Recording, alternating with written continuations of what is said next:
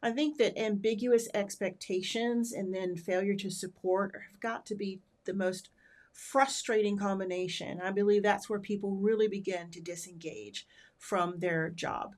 It's like, I don't have clear expectations. I don't have the support that I need to meet those expectations. Time was not allocated to help me. And more importantly, how are these things aligned with the strategic business objectives? I think the most salient point that you made, Rhonda, is the relationship between that new hire getting onboarded and equipping them with an understanding of what the expectations are and how it's Mm-hmm. going to be measured. Those are the kinds of things that a new hire, most new hires, want to understand coming out of the gate. Strategy is standard, but leading people, that's where the magic happens. In every organization, there comes a moment, a shift, a stretch, a choice. How do you help your people thrive? Give them the voice, the tools, and the leadership they deserve.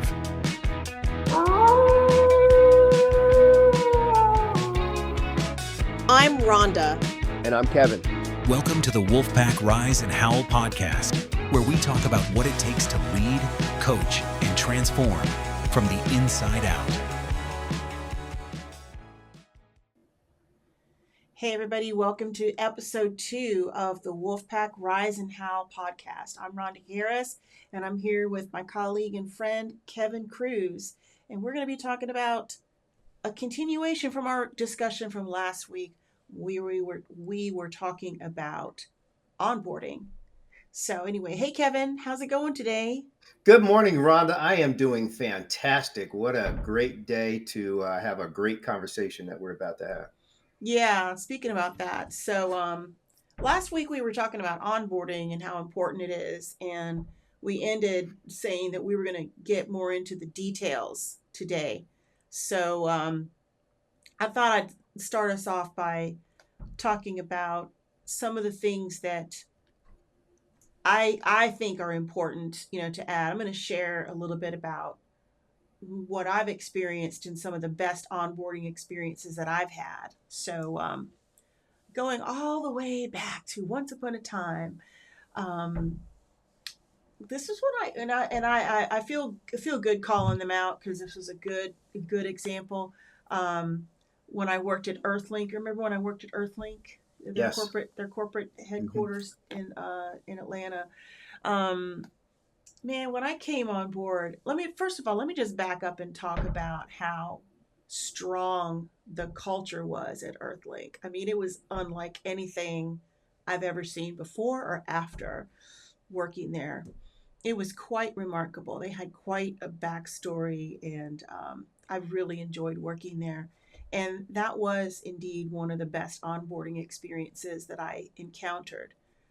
So it was one big day to start off with. And they made it really super fun. They had games, they had like a scavenger hunt where we had to go all around the building and find certain things. And they tied a story into the scavenger hunt. So we learned about the company as we were going and finding different things throughout the building, throughout the office, on multiple floors and everything. It was really cool. They split us up into teams. So we got an opportunity to meet other people and learn about the company and do something fun. We weren't just sitting in a room all day. I've had instances where I've literally onboarded was just I literally was trying to keep myself from falling asleep and banging my forehead on the desk. I mean, that's just whew, miles apart in difference. But so I think that fun element is really very helpful, and also opportunities to meet new people, whether they're in your department or not. Um, and the way that they did things was just very much endearing towards their culture. You really got a feel and a sense of the company and what it was about and what that leadership legacy was. Unfortunately, when I joined, it was shortly after their president had passed away from cancer. I don't know if you remember that. I remember me telling you about that. Um, it was really sad, but you could tell that man must have been a heck of a leader because he left quite a legacy behind. And people were just really devoted and committed to working for that company. But anyhow, I think that's the special sauce in anything that you can do as a company is to have a really strong culture and people who are genuinely engaged. And I really believe that that was what I experienced when I worked there. But so back to the onboarding. So they made it fun, they made it relevant, they made it interesting, they built in some team building activities, whether we were aware of it or not. Of course, you always have the basic things you want to learn about the company, the history, where it began, where it's going, mission, vision, all of those things.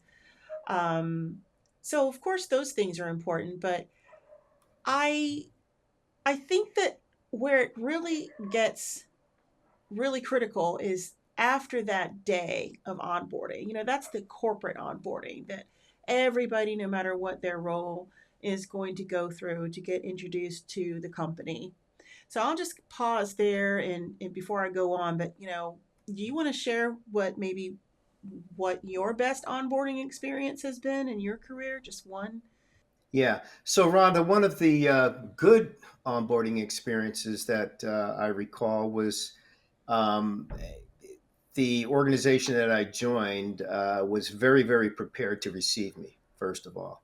Um, they thought of everything with regards to what my needs were going to be as far as tools, um, information, access to certain people within the organization that I was going to be supporting as an HR generalist.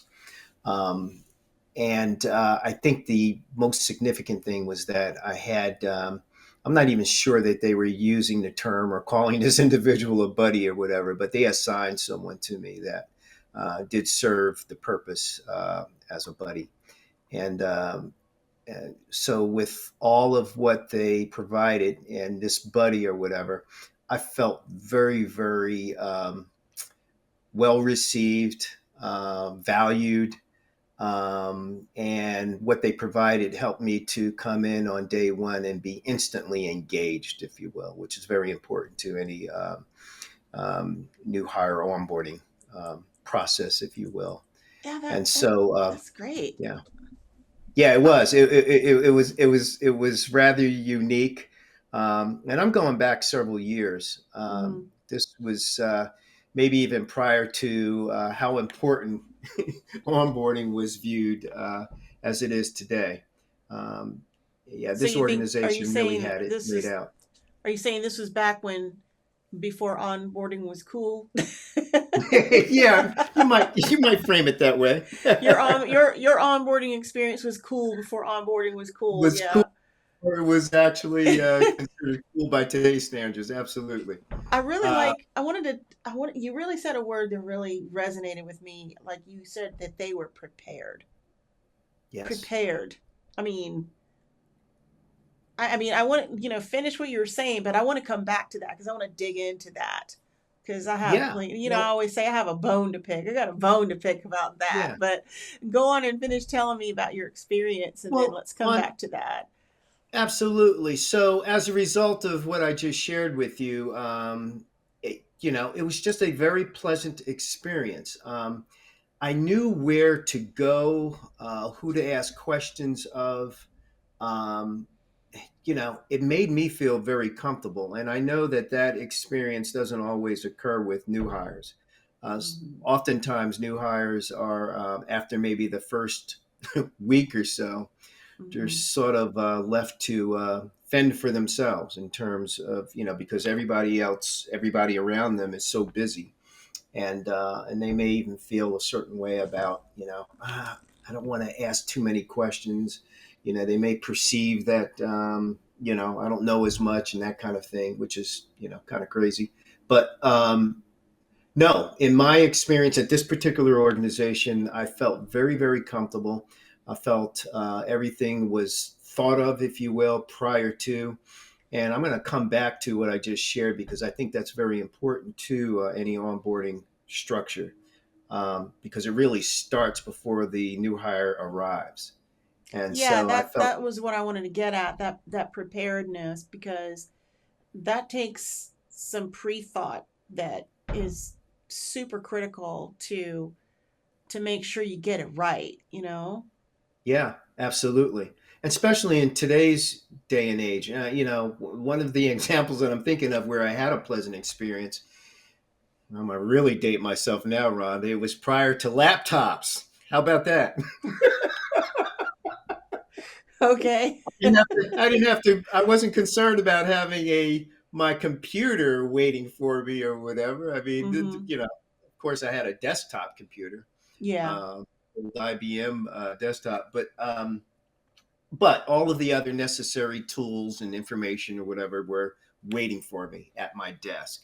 And also along with some nice swag and things of that nature, which made me feel, again, very well received, very valued. And it instantly helped me to come out of the gate engaged with this particular organization. Um, and so let me just elaborate a little bit more about the preparedness, where it Yeah. starts with the prior to the new hire first day. And this was a very critical component on the most recent onboarding structure that I worked on prior to my retirement. And that is making sure that, weeks. I mean, let me back up. A new hire is, you know, extended the offer to join the organization. They accept. Mhm. Guess when the new hire process starts in terms of preparing and getting ready? The day that that letter is signed by the new hire that they've accepted, the offer. You mean that's when You it should start? Is that what you're That's when saying? it should start. Yeah, Okay, let's uh, differentiate between what should happen and what, and what and doesn't then happen? there's what Absolutely, does or doesn't happen, right? And I don't mean to be so exactly. cynical, but that's the whole reason why we're talking about this, right? Yeah, Because absolutely. No, no, you're absolutely right.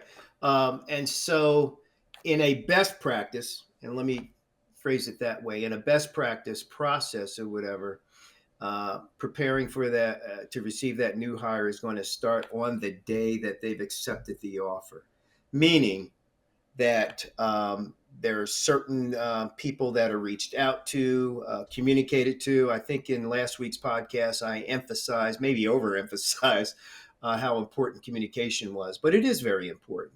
Um, Mhm. people people in particular, staff in particular, need to know that this new hire is coming on board. And I can't tell you how many times, Rhonda, where I experienced, I'm not making this up, where critical people on the staff were not aware that a new person was coming on board. And so they discovered it the day that they were on board, and maybe a day or two after, because that particular staff member was needed to provide some information, some equipment. Um, Here we go. How about this for an example? IT. Okay. Mhm. Right. The IT folks were not aware that this particular person was starting on that day. And guess what? There were certain IT infrastructure that were not set up. And so Yeah. the new hire did not have access to critical spaces, if you will, in order to perform their work or I've to been there, learn certain Kevin. things to do their work.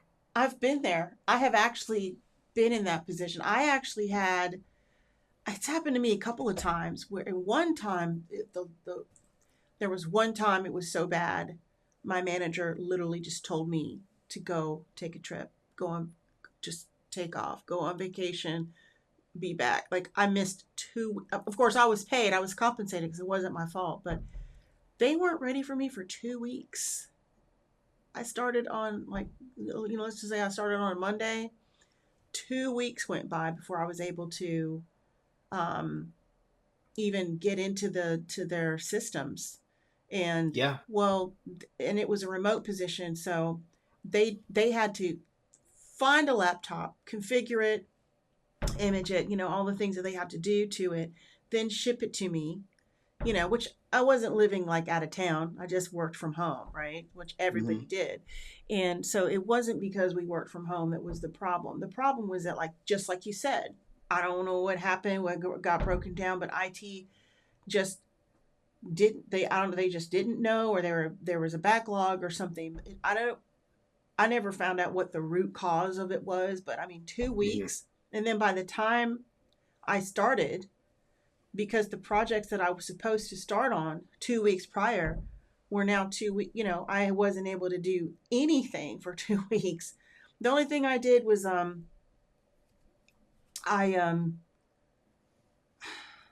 I would keep up with my manager over the phone, because when I tell you I couldn't get in, I couldn't even log into their Microsoft infrastructure, nothing. Hmm. So I started off 2 weeks late on my project. Do you think that that was fun, or do you think it was stressful? It was stressful for me and for my team members, because things that were supposed to have gotten done didn't get done. I mean, I think that what you're saying now, there's a ripple effect. It's not just, hey, onboarding's a cool, fun thing to do. Yeah, you should do it. It's a nice to have. No, I mean, these things, if not done well, can actually affect productivity and stress levels, and throw off deadlines. And I mean, I don't know if anybody thinks beyond that, but continue, because I you just you just gave me a flashback, Yeah. when you mentioned the IT, because I think that was the longest delay I ever had with getting up and running in a new position, was in that instance where, I mean, I literally was told to just go kind of on a little vacation, or just like consider yourself off the hook for the next however long it takes. They didn't know it was going to be 2 weeks. He just told me, it first started Yeah. off like, hey, just wait around a couple of days. And then that turned into a week. And then, yeah, it was Yeah. not Yeah, that's cool. not uncommon, Rhonda, and I've seen that over the years with different organizations I've worked for, um, and it does affect productivity. It affects a lot of things in an adverse way, eh, And think about the new hire. What Uh, must they be feeling or thinking or whatever? And this is an opportunity because on day one, you want to instantly establish an environment for the new hire to get them immediately engaged. Okay. right. And so when you experience what you shared, what you experience, it does just the opposite. It's a form of disengagement. Yeah, I have to admit, I They, was I was not impressed. yeah, yeah, absolutely. You know, Yeah. so so to all of that, I mean, it's abundantly important that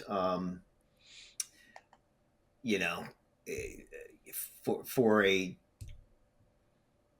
best practice onboarding a new hire experience or whatever, it involves a very structured approach, which is contingent basically on communication, as I emphasized last week and will continue to reemphasize in our Hmm. conversation today. Right. Um, Combined with obviously training that has to be set up, thought out, prepared for.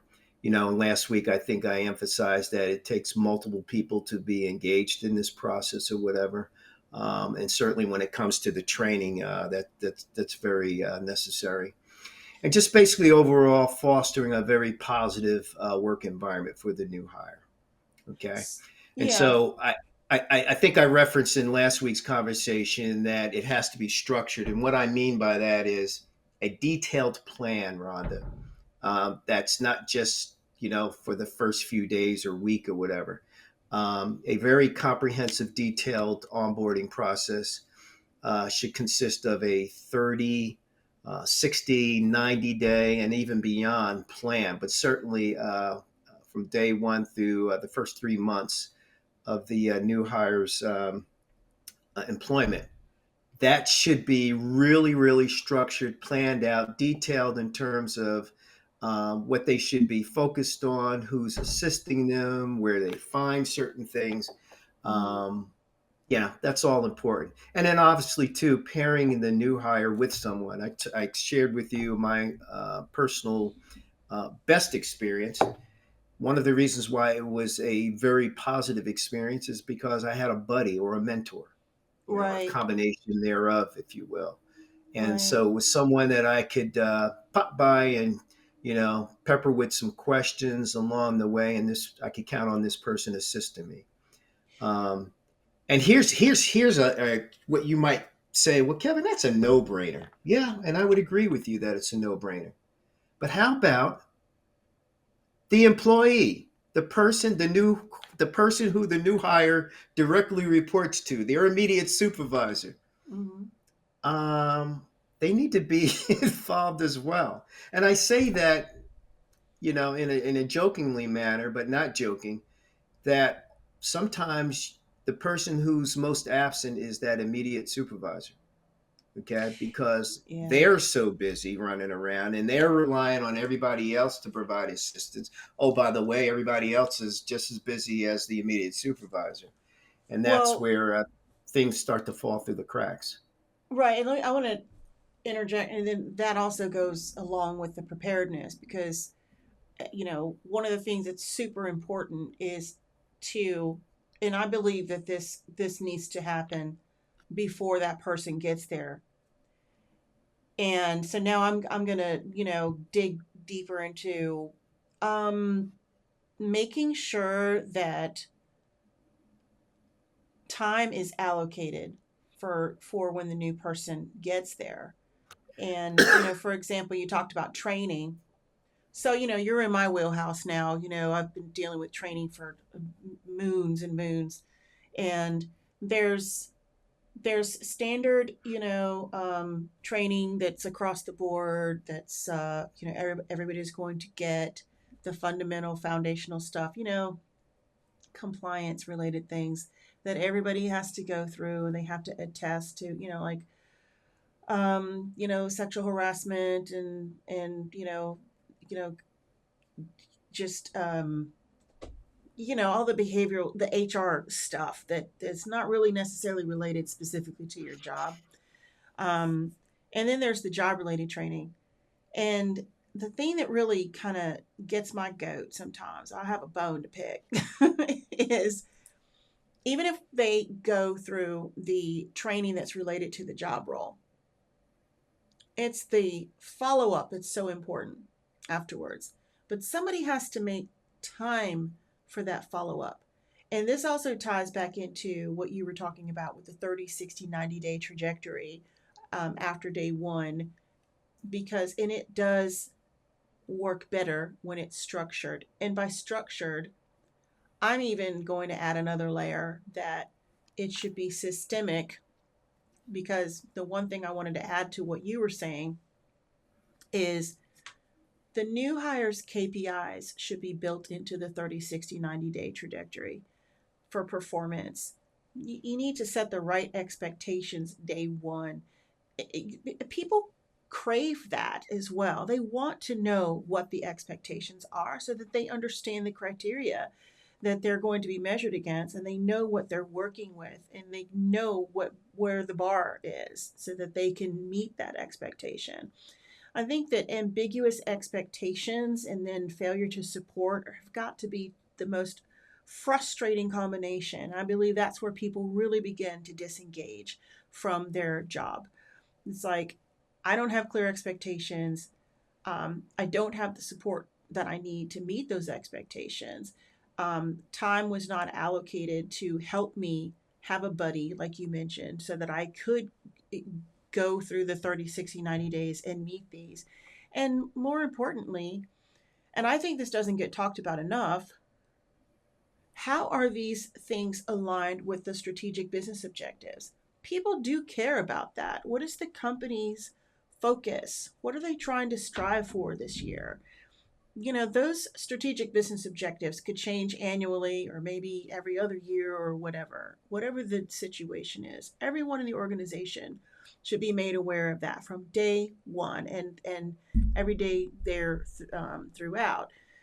So, yes, you're right. When I know we talked about that last week, the 30, 60, 90 days, for example, and 120 and beyond. And so that you set that runway for the new hire so that they can do well in that initial period.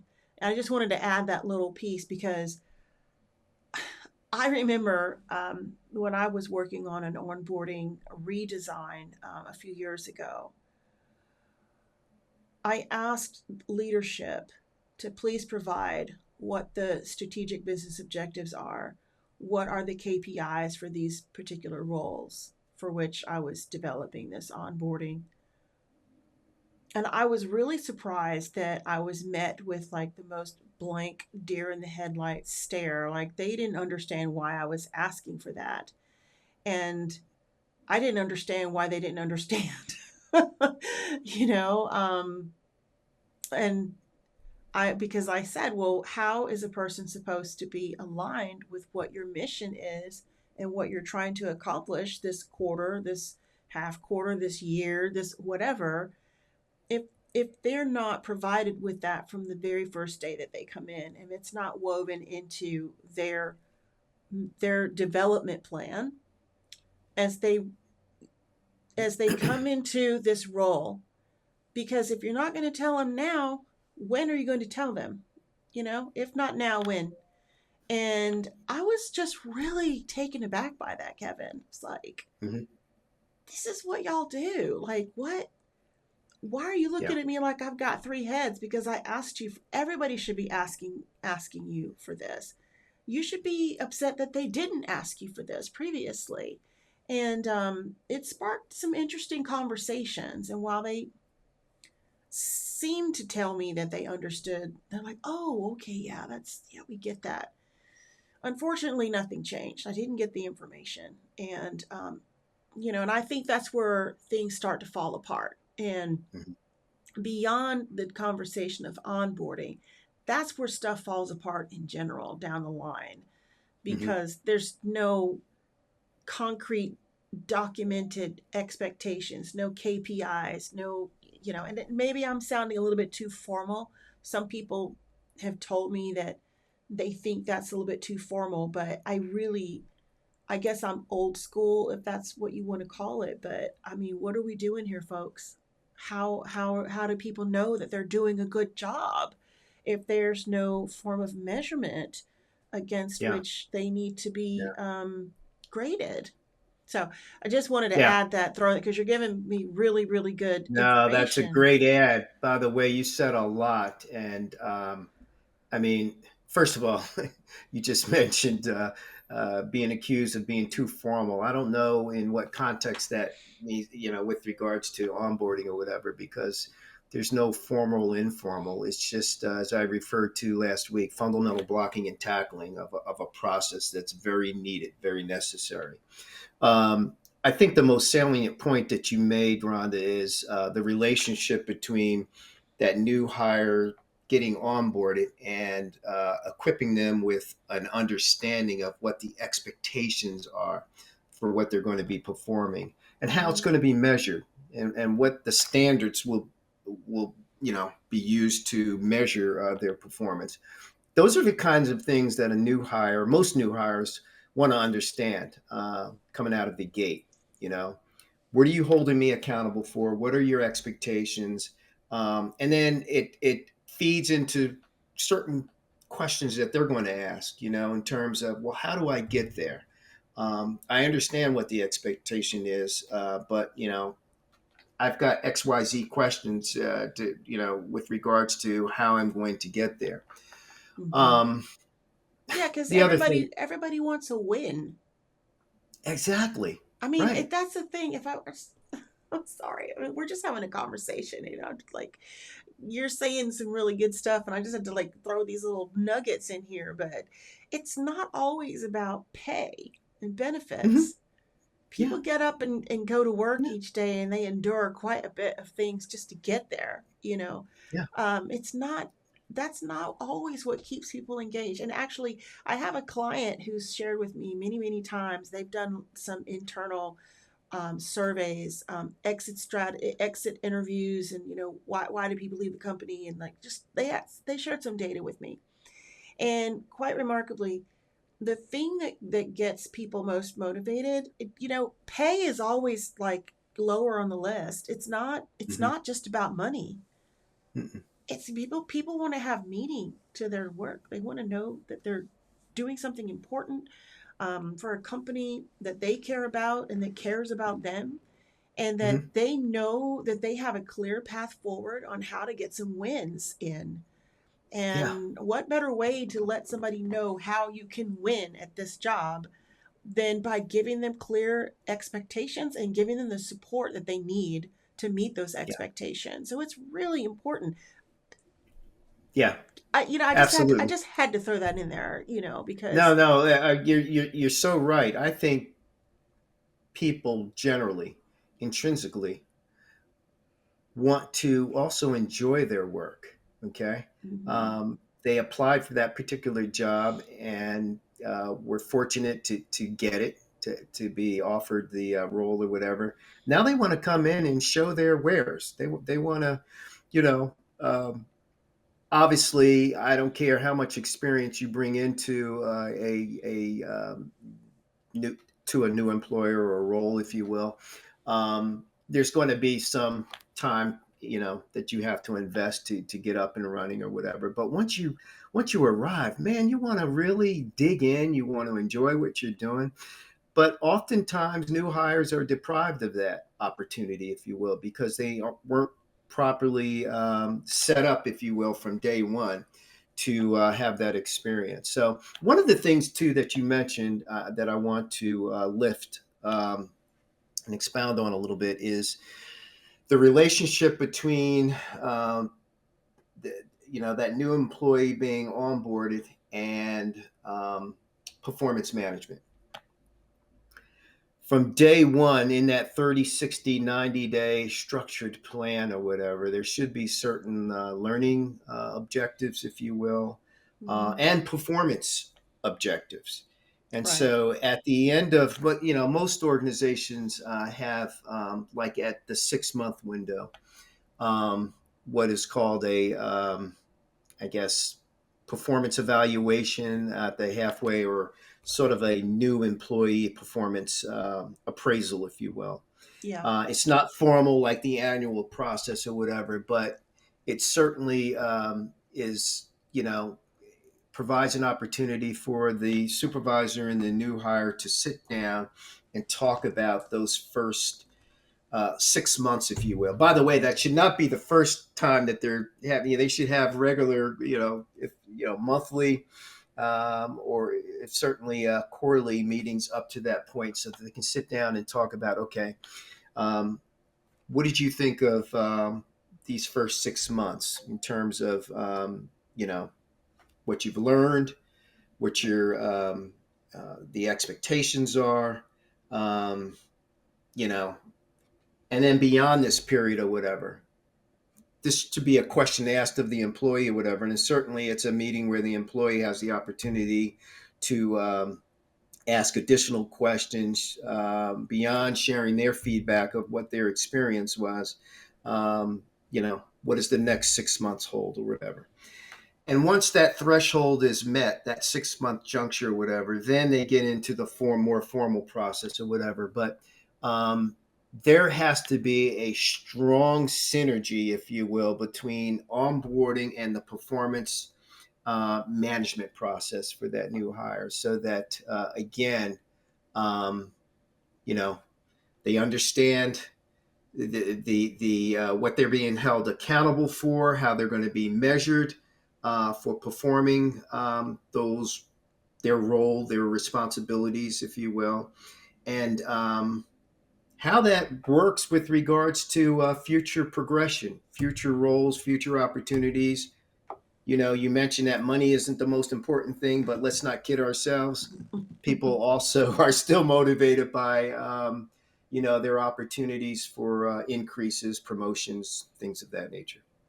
yeah. And on so I want to take yeah I want to stop there and really elaborate on that, because now we're getting into another interesting topic. And when you're talking about folks who are interested in growth opportunities, and when you talk about people who are interested in growth opportunities and wanting to get promoted, now we're getting into succession planning.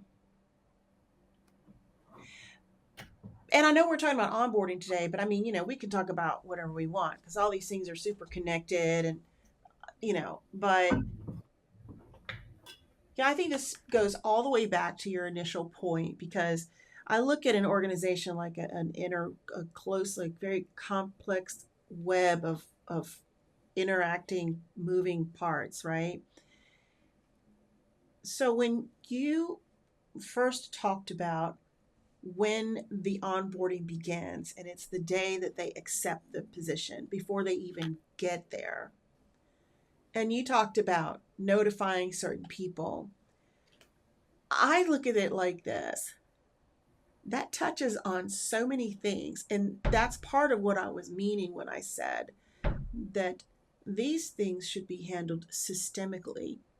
Because as you're bringing that person in, there needs to be thought around what is the potential for future growth. I'm not saying, hey, day one, let's go ahead and start talking about your 5-year plan or where you want. But if a company is actually really doing this performance consulting, this organizational development, if they're doing it well, they will have someone who is responsible for taking a meta view of the company's future growth trajectory. What are the roles that are going to need to be either created, filled, expanded, numbers increased, whatever, in order to meet the growth trajectory of the company, for as aligned with their vision, as aligned with their strategic business objectives. And all of these things trickle down all the way throughout the organization. Because if they say, you know what, we want to grow by X number of percent, let's just say we're talking about a retail company. Okay, let's just say that we're talking about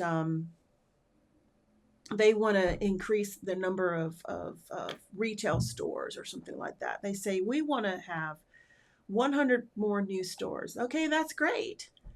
What's it going to take to get those stores up and running and operating, and how are you going to fill all the positions that are going to come with those new stores? So you have to start planning ahead.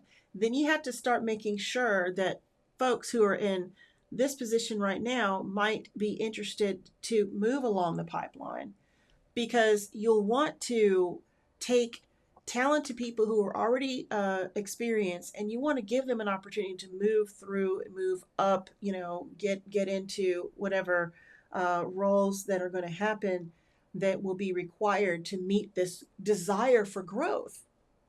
But it's interesting to me how many companies kind of overlook that piece. It's like you've got these really ambitious goals to like really grow out there, but the same amount of paired effort with that goal for making sure that the internal infrastructure is going to be able to rise to the occasion to meet that expectation is kind of treated like an afterthought sometimes.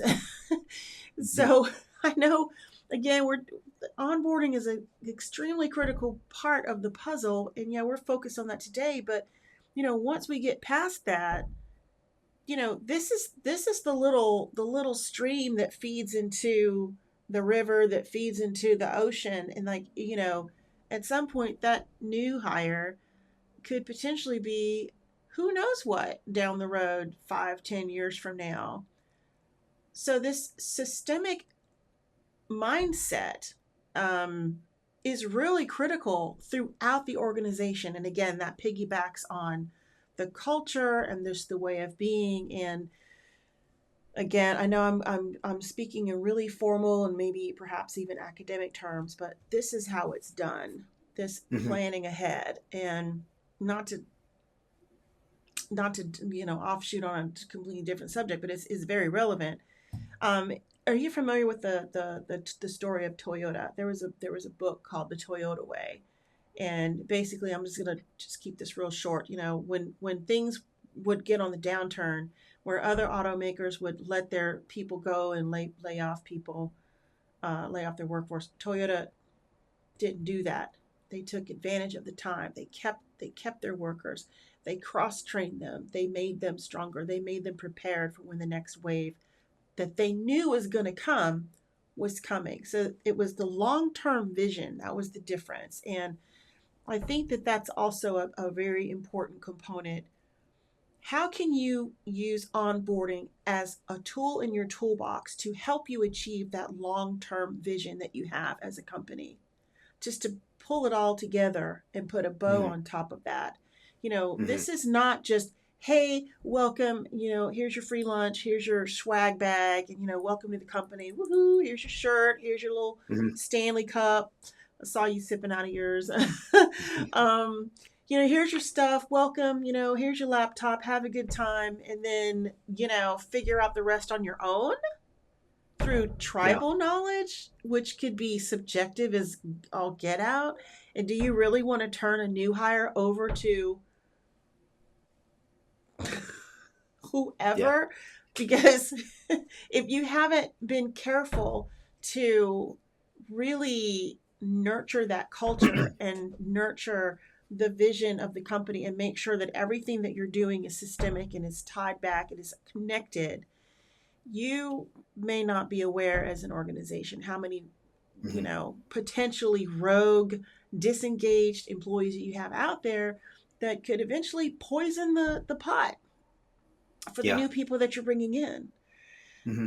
So that was Yeah. that. I So just had to add that to that because you really touched on something that really made me want yeah, yeah, no, you're to. spot on, Rhonda. And I will say this: I will echo what you've stated earlier. Whatever, there needs to be some connectivity, if you will, between this process and everything else within the organization. It needs to be intentionally part of strategy, if you will.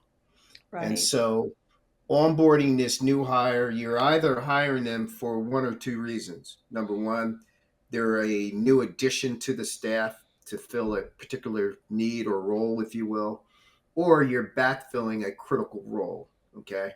By the way, a lot of organizations today are really examining as to whether a staff member that's left, whether that position needs to be backfilled or not. Yeah, for expense purposes or whatever. But if they are hired for either one of those two reasons, then it should still be part of the overall strategy for that particular organization, department, what have you.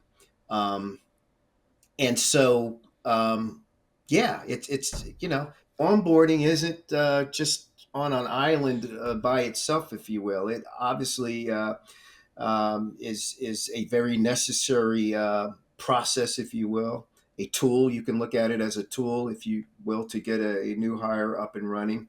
But even beyond that, or whatever, it has to be tied into the strategic goals and objectives of that particular department, to get that person up and running so that they can provide, or contribute, if you will, to the strategic effort that's taking place. There was Yeah. one other thing that you mentioned, and I've just lost sight of it, and hopefully it'll come back to me. I did want to say this, though. You know, we mentioned how important it was for the process to start before the person gets there.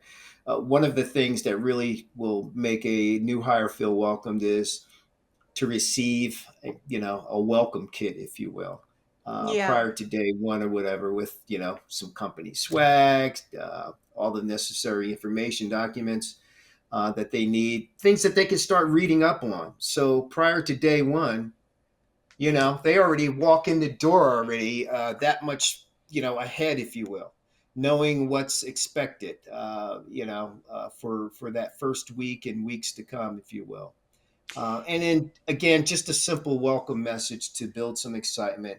And on day one, everybody knows that they're there, they're aware, they come by, they send an email, welcome them, and whatever. And that just pays dividends. That goes a long way.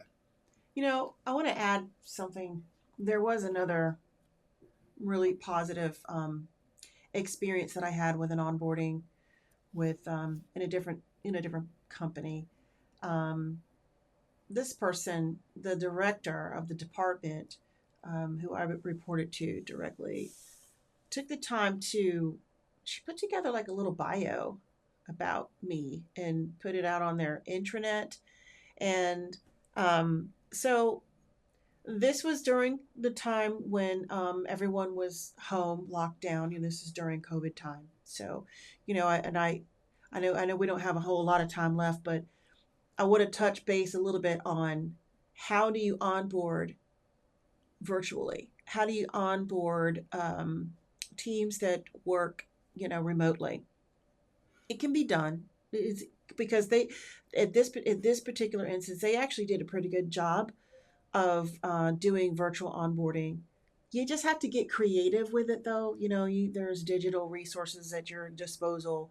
For example, you know, putting a bio out on the intranet, and then people could kind of message and welcome. There was no ability to swing by my cube and say hello. Nobody was going into the office, but they do a little flyby digitally underneath that. Like, it was treated kind of like a social media post, so people from all throughout the organization were able to like come in and put a comment and welcome. Some of them put little video messages attached to it. It was really super cool. It was a lot of fun. There was more of an effort made to set up one-on-one Zoom calls with key people with me, to be able to get to know them and meet them. Another thing that they did, and this is great for virtual teams, is making use of services. You talked about a welcome package, right? Like, so I remember back in the day when I used to work in an office, yeah, you get a little gift at your desk or something. Well, a lot of people are working virtually just anyway, so what this company did was they utilized a delivery service, and they would select something neat and have it sent to your house, whether it was like a cute little bouquet of something, a gift basket, something of that nature. And of course, everything laptop, swag, things that you would normally get in an office were sent to the house. So, I mean, there are ways to make onboarding interesting. You can definitely gamify certain things digitally as well.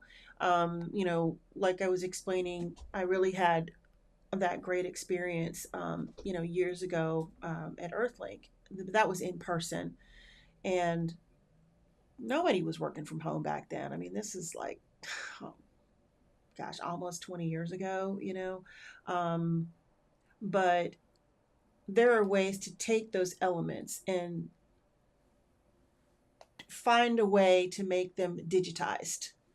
Hmm. So there are online games. There are little digital scavenger hunts. There's like things that you can do. There's interactive videos. There's all kinds of cool things that you can do to facilitate an online onboarding. Some people Hmm. may not agree with that, and I'm not here to debate that. I'm a huge advocate of people working from home. I always have been, especially if you have the type of job that enables that. Like, obviously, if you're working in a role that's hands on, obviously you can't work from home. There, I don't understand people who make these comments like, obviously the plumber can't work from home, duh. But if you're a knowledge worker, or something that does not really physically require you to be in an office, um, then those are the roles that we're talking about, obviously. But Hmm. do you have any experience with any type of onboarding, designing onboarding experiences for virtual situations? Well, like like all the other organizations, HR departments, we were thrown or thrust into trying to figure that out, because we did have folks during that period that, um, well, just about everybody for a moment had to work from home or whatever. So yeah, we did find creative ways to try to to keep the teams intact, engage them working from home, if you will. Um, you mentioned, and I was going to share this earlier. It was the thing that I thought about and I forgot, but you just mentioned it a few moments ago. Gamification or whatever. I've been reading. I haven't experienced it or whatever, but I've been reading about the use of gamification, if you will. And you and I have a colleague that sort of toils in that Right. space, if you will. I know who you're And talking about. Yeah. yeah, yeah, but more specifically to onboarding or whatever. It's there are different ways that gamification is being used to engage new hires and help to onboard them. Um, through that tool or whatever. Um, Do you have examples no, that you can describe? well, no, I don't because I've not, personally, just things that I've most recently read about with regards to how that tool is used to, you know, setting up fun things or whatever. You mentioned, I think, in an example that you had, how the positive experience that you had, it was made fun in certain ways. Hmm. Um, Well, you know, I can expand on that a little bit if it's mhm. okay. So, Yeah, please do. I mean, there's the standard. This is typical, but any kind of like, for example, when you're going through a learning management system, which do you remember when you went through one of my courses on the learning management system when I was demoing that course, that business launch course for you? Yes. Do you Yep. recall Yep. that the LMS had gamification built into it already? You got a certain number Hmm. of points every time you completed a lesson or a module or a course, or every time you logged in, or every time you did pretty much anything, you would get some points. And so if a company has an application on board, like something like that, that tracks their progress, like so if they have their onboarding track that's built into a learning management system, for example, they could use get the gamification. A lot of these LMSs have that already built in, like the one that I use, and but they could tie that in and check in on that, and they could their manager could get reporting sent to them. So and so completed, and they did this and this, and they could win prizes and get little things in the mail or something. That's Yeah. a great way to engage virtual teams and people who are working remotely, to get them to once you complete this, you get so many points. Maybe you get a, I don't know, a coffee mug, whatever, Hmm. whatever it could be. It could be even more meaningful prizes like a gas card or a Hmm. gift card to your favorite coffee spot, or Hmm. whatever. um, and I would say even too, to invite that employee to create meaning for their own onboarding by asking them, what is meaningful for you? What is the best way to reward you for a job well done? And not just, that doesn't have to end just with onboarding, but just in general. How do we get to know you better? How can we um, better understand your likes and your preferences? This reminds me of something that I am going to incorporate into team coaching, but I'm gonna add it here because I attended a forum, because I do art based coaching as well, and Hmm. we had an activity where we had to design a coat of arms, and the coat of arms is represents like what we stand for, what's our personal vision, our values, our mission, whatever your coat of arms stands for you as an individual. And having incorporated that into, if you can incorporate that into an onboarding activity, you know people can learn more about you. Oh, I didn't know Hmm. you were into music, or you're into whatever or whatever. um I didn't know that you were in, like, this is what you stand for, or something like that. Whatever your code of art, and it's a cool, fun activity. It's creative. It gets you thinking outside of the box. It's not necessarily there's just like corporate driven, or just, oh, it's about my job task, but it is an opportunity for a person to express who they are. And it's also an opportunity for their team members, their colleagues, to get to know them a little bit more about them. And Yes. honestly, that is one little baby step towards connecting people and growing that team interdependency, is just by getting to know people more. And I will tell you, in my experience, in doing team coaching, one of the things that comes up a lot is people's desire to be connected.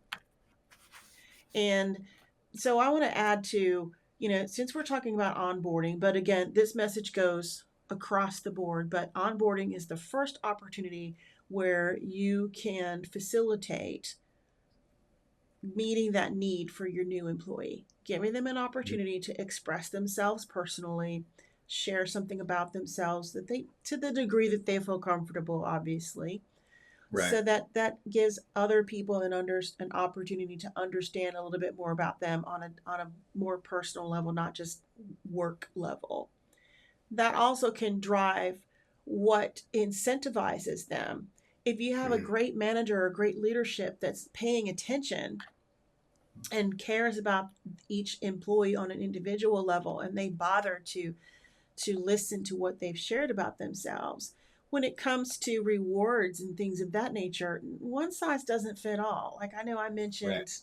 I mentioned at some point, like, long gone are the days where it's sufficient that, hey, we're gonna have a pizza party on Friday. Not everybody cares about that. Oh, Right. we got a foosball in the break room. Okay, that's great. I really don't care about that. What if you've got someone who's uh, um, a busy family person, where it's, you know a mom or a dad or whatever, they want to go home and spend time with their family. They're not necessarily interested in these little forced social activities. Now, here's where I'm going to probably get some heat, because I've said this before. These forced social interactions, let that be for the people who are interested in doing those things. Mhm. But for the people who have families that they'd rather go home to, don't penalize them or make them feel bad because they don't want to join along with these office after work hour party things. Not everybody, Yeah. and a lot of times these things involve alcohol. Not everybody drinks. A lot Hmm. of times these include, just just this whole after hours. Some people live, especially in the U.S. I was one of these people. I worked in, downtown in Atlanta, but I lived in the suburbs because, duh. I mean, if you have a family, you want to live where you want to send your kids to school, and and maybe you can't afford to buy $1 million, townhouse in Atlanta. I mean, I don't even know what you can get for $1 million anymore in Atlanta. If you want to live in a decent neighborhood, a lot of people cannot afford to live near the office. So they have these Yeah. crazy commutes to the suburbs. They're not wanting to hang out and partake in some of these office kind of social things. And unfortunately, what happens sometimes is that then they inadvertently get left out. And that's simply not fair. That naturally, by due to proximity, the person who's able to hang out and hobnob, they might be more exposed to different opportunities, whereas the person who's going to have to leave and go tend to their family, they may get looked over for certain things because they're not able to, like, socialize the same way. So Hmm. I think that these are the kinds of things that need to be factored in and taken into consideration. Make your incentives and your rewards and your fun perks and things, make them meaningful, but make them flexible so that they can be meaningful in different ways for different people according to the things that matter to them. Not everybody Yeah. gives a rip about go. I remember I was actually offered a position, about 2.5 years ago. I almost moved back to the U.S. for this position. I was so excited about it. And I remember when I was talking to this man, we'll call him Biff. Okay. Everything was a football analogy with him. First of all, now don't get me wrong, I love my SEC football, go dogs, okay? But I'm like, dude, Wait a everything minute. What is. did you just say? Go dogs? Oh, yes, I did. I said what How, I how about said. how about them yellow jackets? Well, you know what we Go ahead. say. Well, yeah, but let's keep it nice, but because you know what the follow up saying is to that. Because I've been to Florida. I've been to the Georgia Tech games. Okay, so, but but anyhow, this guy was like trying to entice me with the fact that, oh, the Brave Studio is the Brave Stadium is done, and there's all kinds of restaurants and cool places. All you gotta do is just walk across the bridge. And I'm like, dude, I don't give a rip about that. First of all, because of what y'all are offering to pay. Like, like, do you want to pay me? Like, do you want to add a zero to what you're offering to pay me? Fine, I will buy a little mini McMansion around here in Atlanta somewhere so that I'm close enough to the office so that I could partake in all of that. But you're asking me to be out in this traffic out here around 285. I mean, if you know where I'm talking, if you know, right? By the Brave Stadium? Are you kidding me?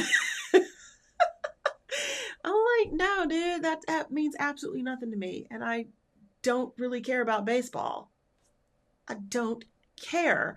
Like, that means nothing to me. Like, he was really trying to sell me on the whole thing with all the wrong things. Like, the Yeah. best way to reward me or incentivize me or motivate me is like, give me my time back. Just let me have something different, because they were like, well, you can work from home like 2 days a week.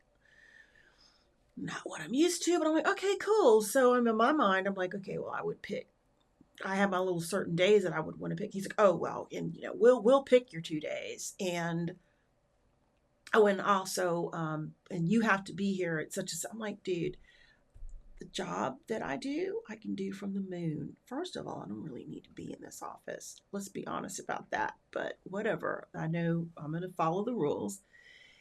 I'm like, okay, so you're going to control it and clamp it down so much. I don't get to pick the 2 days, and then you're going to mandate. Like, I understand the necessity to be in the office during core hours. We get that. But beyond that, this is just a ridiculous control thing. And I don't care that after being here for these, because his answer to me when I said to him, well, if you really want me to be here up until like 5 o'clock, to be in the office till 5 on a Friday, like, are you nuts? Like, no. That's when he said, oh, you can just go across the street. I'm like, dude, you think I just want to live my life going across the street to a bar and having a beer like every day after work? Like, clearly you're thinking about yourself. Like, I have to get back home to freaking Dawsonville, which is like almost 50 miles away from there. This is what I'm talking about. That's it. I'm not saying that you have to like cater to every whim of every employee, but be thoughtful about the ways that you are trying to motivate and incentivize employees. That's all I'm saying. Don't just Yeah. take your little personal vision about what's great and just assume that everybody's going to care about that, because they won't. Yeah, no, you can't apply a one size fits all or whatever. So absolutely. And I think most organizations are in tune to that. Not all, but I think, especially since the advent of the Cobra, excuse me, what was I calling it? I think I called it the wrong thing. COVID? COVID. Yeah. Through that whole experience or whatever, we've become more thoughtful, if you will, with regards to meeting both individual and the collective needs of teams or whatever. But listen, there's so much symmetry between onboarding, and I think one of the key things that you've mentioned in our discussion today, though, is that the onboarding process and so many other processes that are related to onboarding have to be systemic. Okay, it can't be a one-off. We do this at one time or whatever. It has to be on a continuum. And it also, everything has to be intentional and feed into the strategic goals and objectives of the organization as well. So those are the one or two things that I really wanted to lift up out of our conversation today. And there were so many things that were mentioned. Yeah. And I think too that is Yeah, you're absolutely right. And then they're not, not systemic for sure. And it's not just one size fits all, but overall, it's it's the company's most impactful first impression. I mean, I I think that I almost feel like I'm contradicting myself because I think honestly that the real true first impression is when you first apply for the job. Hmm. How easy do you make it for a person to even apply? What was your interview process like? That's a whole other ball of wax. But once you get past that, then what? What are you saying? What is the long lasting well, maybe second impression, because trust me, companies can make quite an impression just based on the way that they manage the application and the interviewing process. I've heard horror stories about that. And and let me tell They're you, out here there. here lately with this current work uh, job market, oh Nelly, honey, there is just, and then they're just indiscriminately using AI just like it ain't nothing. I've heard Hmm. I've heard terrible things, but anyhow, no, you're right. I think we've covered a lot. I think we've pretty well covered it pretty well. But I got one thing that I want to do before we end today. This is something that I hope that this is one thing that I hope that we can kind of do, Kevin. So I've got these big talk cards. These are so cool. So when I do these for my other podcasts, I'm going to ask you a question. Okay, so like our parting little question for you. So I'm going to modify this question a bit because we're not talking about newborn infants, but I'm going to give you this question. I'm going to modify the question. What piece of advice would you offer to a new hire? What piece of advice would I offer to a new hire? Mm-hmm. Okay, I'm going to, my answer is going to be framed in context to, you You don't know, have to frame it anyway, just off the cuff. Just what's your instincts say? come in and be your authentic self. I love it. Yeah. Let us know who you are, who you really are. Okay. I love that. And you know what? That's so important because I've I have coached so many people who have expressed discomfort with being themselves even just on LinkedIn. And I know a lot of people have their separate selves, who they are at work, and then that's different from, because I think there's a bit of fear involved, a little bit of fear of not being accepted, or a little bit of fear of being judged, or, something like that. But I still love it. I that doesn't mean you have to come in and overshare Right. everything about Exactly. yourself, but I love that Yeah. answer. Be your true, authentic self. That's great advice, Kevin. Anything else you want to add to that before we wrap up? Yeah, I'll just add this. And one of the reasons why I would offer that bit of advice or a suggestion to a new hire is that it also it allows the organization to help them, provide what they need, from a custom standpoint or whatever, Mm-hmm. and not a cookie cutter approach. If I understand how you operate in this manner or way or whatever, what you're most comfortable with regards to receiving new information, learning new information or whatever, then Mm-hmm. I can tailor how we deliver that to you. Okay. Yeah. Perhaps maybe it's a